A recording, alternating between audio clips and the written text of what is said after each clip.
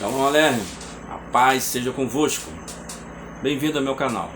Se você não é inscrito, se inscreve aí no canal e acione lá o sininho para que você possa receber o aviso, as notificações dos vídeos postados. Bom, o tema de hoje é o seguinte: teria Jesus pregado aos mortos quando ele morreu? Será que Jesus foi lá no inferno em espírito e pregou aqueles espíritos em prisão? Estaria Pedro falando disso? Ou Pedro está falando de outra coisa? Vamos analisar juntos, confrontando os textos bíblicos com essa ideia, e vamos ver o que a Bíblia fala a esse respeito. Tudo bem? Vamos lá. 1 de Pedro 3, versículo 18 ao 20, que é o texto que aqueles que acreditam nisso inferem que Pedro esteja falando exatamente disso. E outros interpretam uma maneira um pouco diferente. Existem pelo menos 3 tipos de pensamento a esse respeito. Uns dizem que Jesus foi lá e pregou o evangelho aos mortos, e outros dizem que Jesus só foi lá anunciar a sua vitória. Outros dizem que Jesus foi para tomar a chave da mão do diabo, a chave da morte e do inferno. Mas na verdade, nós vamos ver aqui que Jesus não fez nada disso. Jesus nem lá foi, tá? Vamos analisar os pormenores, os detalhes, e aí você chega à tua própria conclusão diante dos textos bíblicos. Diz assim o texto, versículo 18 de 1 de Pedro 3. Porque também Cristo padeceu, ou seja, morreu pelos nossos pecados, o justo pelos injustos, para levar-nos a Deus, mortificado, na verdade, na carne, ou seja, seu corpo morreu, mas vivificado pelo Espírito. Veja que é pelo Espírito e não no Espírito. Jesus ressuscitou pelo Espírito Santo. É o Espírito Santo que ressuscitou Jesus. Tá? O versículo 19 vai continuar falando, fazendo referência a esse Espírito, do versículo 18, que é o Espírito Santo. Ele diz, no qual, ou seja, nesse Espírito que ressuscitou Jesus, também foi e pregou aos espíritos em prisão. Ou seja, como que esse Espírito, o Espírito Santo, pregou aos espíritos em prisão? E o que seria esse espírito em prisão? Primeiro eu quero ler o versículo 20, e aí a gente discorre sobre isso. O 20 diz, os quais, ou seja, fazendo referência a esses espíritos em prisão, nos quais em outro tempo, que tempo é esse? Nos quais em outro tempo foram rebeldes, quando, aí fazendo referência ao tempo, a longanimidade de Deus esperava nos dias de Noé, enquanto se preparava a arca. Quando foi que o Espírito Santo pregou por meio de Noé? O Espírito de Cristo que estava em Noé pregou por meio de Noé. Enquanto se construía a arca. Enquanto se construía a arca, Noé pregava. E aqui no versículo 20, esses espíritos em prisão são chamados de rebeldes. Foram aqueles contemporâneos de Noé, que foram rebeldes à mensagem de Noé. E por isso sofreram o julgamento do dilúvio, o julgamento de Deus. Foram castigados. É isso que o texto está dizendo. Não está dizendo que Jesus foi ao inferno e pregou aos espíritos em prisão, como fazendo referência a espíritos aprisionados no inferno. Todos nós sabemos que a ressurreição dos mortos ainda não aconteceu, gente. O homem, salvo ou não, será lançado no inferno ou vai entrar no reino com os seus elementos pleno da composição humana, espírito, alma e corpo. O homem é isso. Tá? Será que é possível? Será que temos respaldo bíblico para afirmar que é possível se pregar aos mortos? Será que a Bíblia apoia essa doutrina de pregação aos mortos? Primeiro, antes de responder essa pergunta, eu quero mostrar a vocês, baseado em textos bíblicos, de que a expressão espírito em prisão está se referindo a gente viva, mas que estavam cativos no pecado, aprisionados pelo pecado, tá? Acorrentados pelo sistema mundano maligno, pessoas que viviam para pecar, se opunham a Deus. É muito fácil entender o contexto antediluviano. A Bíblia fala que a terra estava cheia de violência. A palavra violência ali no hebraico é Hamas, que significa roubo, saque, a quebra dos princípios morais. O texto chega a dizer, no capítulo 8, 21 de Gênesis, que o homem era mau desde a sua meninice. Ou seja, a terra tinha se corrompido plenamente. Por isso o Senhor resolveu destruir a terra e fazer de Noé e sua família uma nova raça humana através dessa família. E lá no Salmo 141, o salmista Davi, que tinha pecado contra Deus, ele tinha adulterado, ele tinha arquitetado para matar o marido de Betseba, e ele estava em grande angústia. O pecado dele tinha aprisionado a sua alma. E ele ora a Deus no capítulo 142, versículo 7 do Salmo. Ele fala assim: livra minha alma da prisão, Senhor, para que eu te louve. Alma aprisionada, espírito em prisão. No capítulo 5, versículo 22 de Provérbios, também faz referência ao pecado como sendo corrente que prende nosso espírito, a nossa alma, que acorrenta a nossa vida. Provérbios 5, versículo 22, diz assim: quanto ao ímpio, as suas iniquidades o prenderão, e com as cordas do seu pecado será detido. Quem comete pecado é prisioneiro do pecado. O pecado serve como cordas que nos amarra. Por isso que Jesus falou que se verdadeiramente o Filho do Homem vos libertar, sereis livres. A verdade é que liberta. O pecado, que é a mentira de Satanás, que é aquilo que se opõe a Deus, a verdade, ele serve como correntes, como cordas que nos amarram. Em Isaías 42, versículos 6 e 7, eu vou ler para você aqui, ou com você, ensina qual seria, porque Isaías está profetizando 700 anos antes de Cristo vir, qual seria as prerrogativas do Messias, qual seria a obra que o Messias iria fazer, e ele fala nesses termos. 42,6 de Isaías: eu, o Senhor, te chamei em justiça, e te tomarei pela mão, e te guardarei, e te darei por aliança do povo e para a luz dos gentios. Falando do Messias, aqui na figura do servo sofredor. Versículo 7. Para quê? Para abrir os olhos dos cegos, para tirar da prisão os presos, e do cárcere os que jazem em trevas. Não é um cárcere público, não é uma cadeia pública. Jesus está prometendo tirar essas pessoas, mas é a prisão espiritual, das trevas, do pecado. Ou seja, espíritos em prisão. Em Números 27:16, esse texto eu não vou ler, mas estou te dando o endereço. Moisés pede a Deus que escolha um líder que vá diante daquela congregação, diante daquele povo. Tá? E ele, quando ele pede isso, ele chama Deus de aquele que é o Senhor dos espíritos, ou das almas. Às vezes a Bíblia usa a expressão espírito e alma falando da totalidade do homem. O homem é composto de espírito, alma e corpo. Por exemplo, a alma que pecar, esta morrerá. Ele está falando a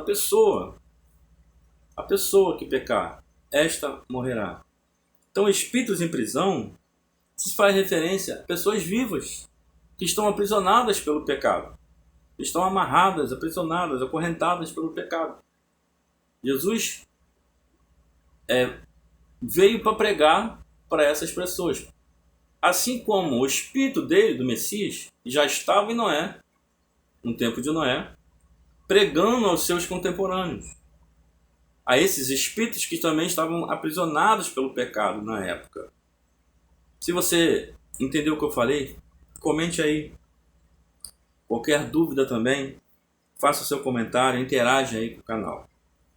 Bom, já te dei aqui alguns textos.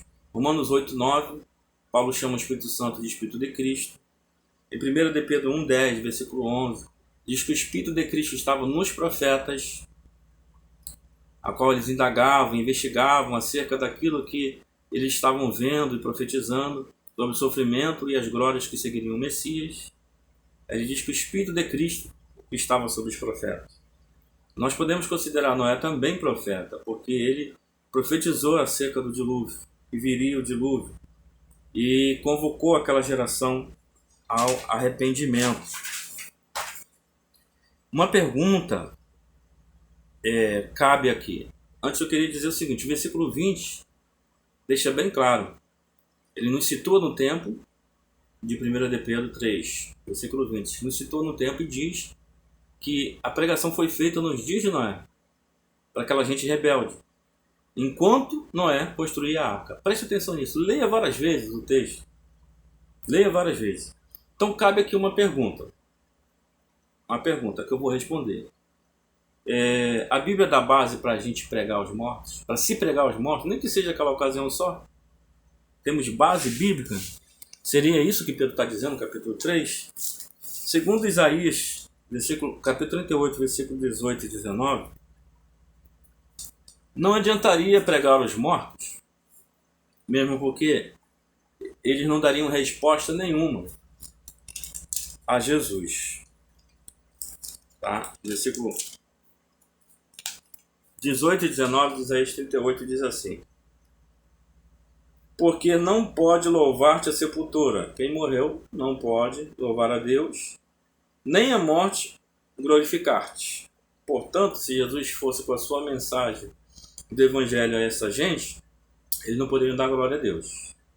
Eles não poderiam responder a Ele acerca da sua mensagem. E outra coisa, se existiam pessoas no inferno, tá, condenadas, quando Jesus desceu lá, qualquer proposta, não precisaria ser o Evangelho, que os tirasse dali, seria aceito.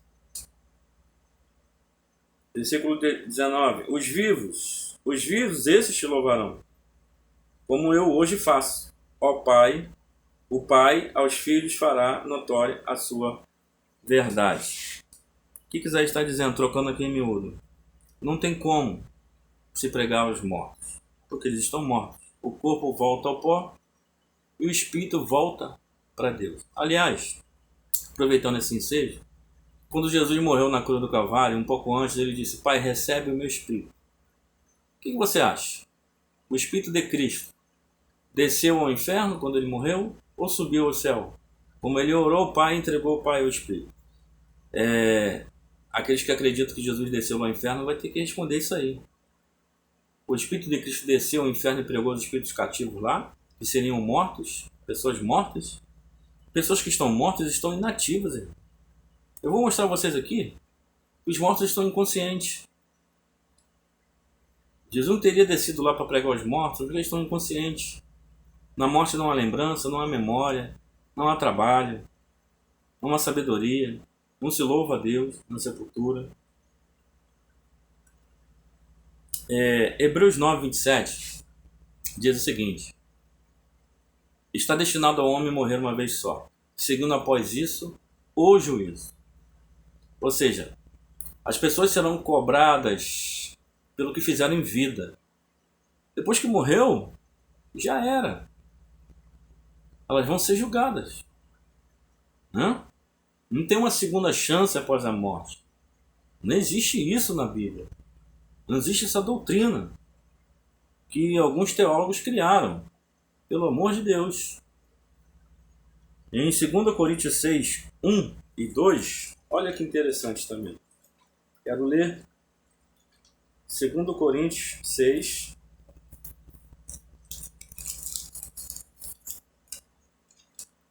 2 Coríntios 6, 1 e 2.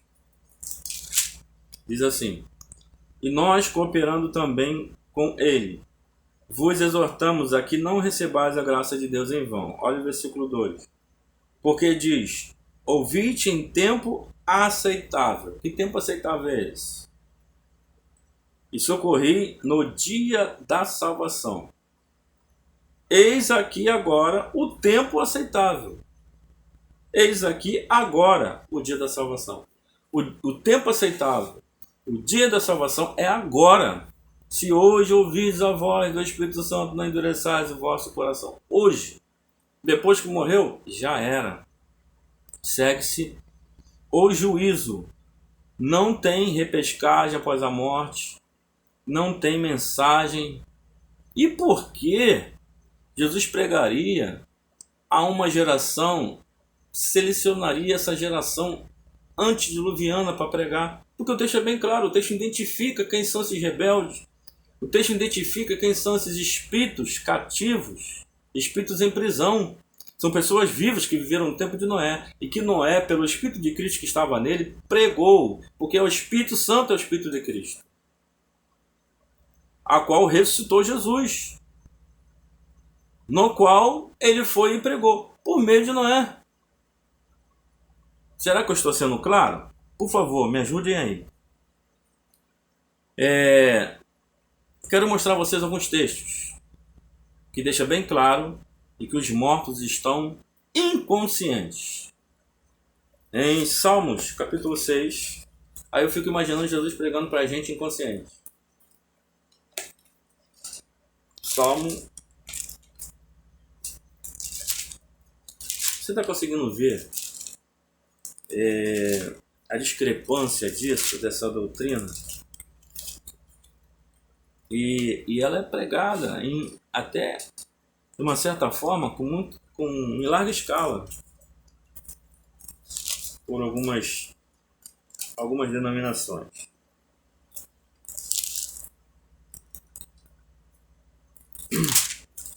Capítulo 6, versículo 5, diz assim: Porque na morte não há lembrança, não há memória na morte. Morreu, apaga-se a memória, apaga a lembrança. Não há memória de ti. No sepulcro, quem te louvará? Então veja bem, morreu, apagou a memória. A pessoa fica em um estado letárgico. E outra coisa, gente, a pessoa que morre, ela sai dessa realidade temporal para uma realidade atemporal. Ninguém está esperando, tá, no paraíso, no seio de Abraão, ou no inferno já sofrendo. Morreu, o corpo volta ao pó. E o espírito volta para Deus. Deus soprou o espírito quando criou o homem. Quando ele soprou o ruach, o fôlego de vida, no hebraico está nishmat haim. Nishmat haim está no plural, fôlego de vidas. É bem provável que esteja no plural, porque ele esteja se referindo aos dois elementos ativos da vida humana, a alma e o espírito, que é indivisível. São diferentes, tá? Um é uma coisa, o outro é outra coisa, mas são indivisíveis. Somente a palavra de Deus sabe onde está a divisão da alma e do espírito. É a parte material do homem. Então nós somos espíritos, temos uma alma e habitamos num corpo. Nós somos tricótomos. Na ressurreição dos mortos, os salvos em Cristo irão ressuscitar e vão subir ao céu com o corpo. Não vamos subir ao céu com o espírito, a alma, e depois voltar no corpo para ressuscitar e subir de novo. E quem ressuscitar para a perdição eterna vai ressuscitar num corpo de humilhação. Mas ninguém ressuscitou ainda. Por que eu estou falando isso? Porque eles pegam a parábola, alguns pegam a parábola do Lázaro rico, para dizer que já tem gente no seio de Abraão, no paraíso, e já tem gente sofrendo. Aquilo ali não aconteceu ainda. Por que eu sei que não aconteceu? Primeiro porque ali é o final de tudo. Na parábola, preste atenção que eu vou falar, ele já tem corpos. E Lázaro está deitado no colo, no seio de Abraão. Então Abraão tem colo. Tá? Lázaro é dito pelo rico a Abraão: Pai Abraão, pede a Lázaro que molhe o dedo na água e refresque a minha língua. Então eles têm dedo e têm língua, têm corpos. Então ali na parábola, Jesus mostra o futuro onde já houve a ressurreição dos salvos e onde já houve a ressurreição dos perdidos. E as pessoas no seu devido lugar eterno. Tudo ali já aconteceu. Dentro da perspectiva divina. Mas não aconteceu na história. Ainda não aconteceu. Tá? Então, gente, os mortos estão interagindo. Porque algumas pessoas poderiam pegar essa parábola e falar: não, os mortos estão interagindo. Porque a parábola de Abraão e Isaac, de Abraão e Lázaro ali e o rico, né, mostra isso. Não, mas aquilo ali é o final. Aquilo ali é o final. Os mortos estão inconscientes? Estão mortos. Tá? Quando Lázaro morreu, Jesus falou assim: eu vou despertar Lázaro do sono. Lázaro estava morto. Para Jesus, a morte é um sono. A ressurreição é o despertar desse sono. Só que a gente não tem noção, quando alguém está em coma, quando alguém está dormindo, noção do tempo. Então quem morre sai fora do tempo. E não tem que esperar nada, porque não tem tempo nessa realidade. Vamos lá, outro versículo, é o capítulo 30 do mesmo Salmo, que diz assim: eu estou mostrando agora que os mortos estão inconscientes, impossibilitados então de ouvir uma suposta mensagem de Jesus que teria descido ao inferno para pregar aos mortos. Versículo 30, capítulo 30, versículo 9. Que proveito há no meu sangue quando desço a cova? Porventura te louvará o pó? Anunciará ele a tua verdade? Claro que não. A resposta é não. Não tem como. Morreu. Você perde a tua capacidade cognitiva, né? A alma, o espírito precisa do corpo para se expressar. Ela precisa do corpo para se expressar. O cérebro, os pensamentos, eles são produto, né, também do cérebro. Eu preciso do cérebro para pensar. Eu preciso da parte orgânica do cérebro. A alma não é independente em si mesma, nem o espírito.